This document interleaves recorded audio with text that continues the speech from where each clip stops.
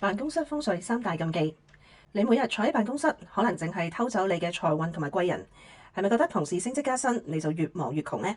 接住落嚟嘅三大禁忌，只要你中其中一個，你嘅努力就可能全部白費晒。第一大禁忌，背對門口坐，小人擋唔住。座位如果直接背對門口嘅話，喺風水上邊我哋就叫做無靠山，好容易心神不寧，俾同事喺背後插刀。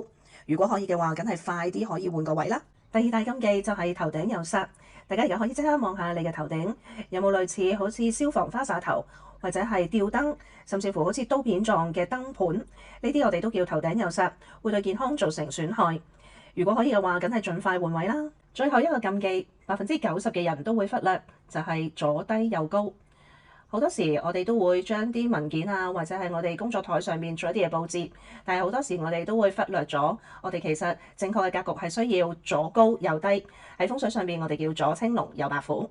如果你個 mon 可以喐嘅話咧，你就最好將佢擺喺左邊，然後其他矮嘅嘢就放喺右邊。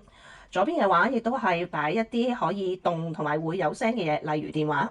而右邊嘅話咧，因為白虎怕嘈，所以我哋盡可能都係宜靜不宜動。咁所以記住嘅格局就係左邊擺高嘅嘢，右邊擺低嘅嘢。如果你 mon 唔可以喐嘅話，咁你就可以左邊擺一啲文件嘅花露櫃，或者係一啲高嘅嘢，右邊都係擺翻一啲矮嘅嘢。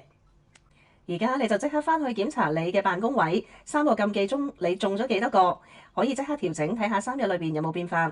記住留言話俾我哋聽，你中咗幾多個，同埋擺好咗之後有咩變化，都可以歡迎話俾我哋聽。記得訂閱我哋頻道啦，拜拜。